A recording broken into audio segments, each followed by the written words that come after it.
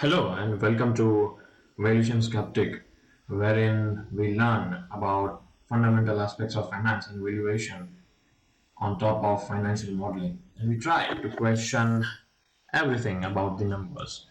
So we will see how numbers evolve for financial statements as time evolves.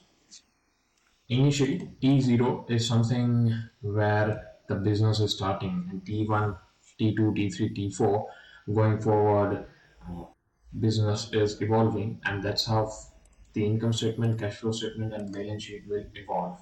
So, currently, assuming that at T0, that is today, the business is about to start, since we are starting the business with our savings or money, we'll keep it easy numbers to make it more simpler. That 100 is now part of our cash, and this is what our balance sheet looks like. We'll keep adding the additional transaction as the business evolves and with various assumptions, but this is how balance sheet balances. Yes, currently there is only one transaction, but as the business evolves, we'll be going into depreciation, capital expenditure, software compensation, and everything that impacts our daily lives of conducting a business.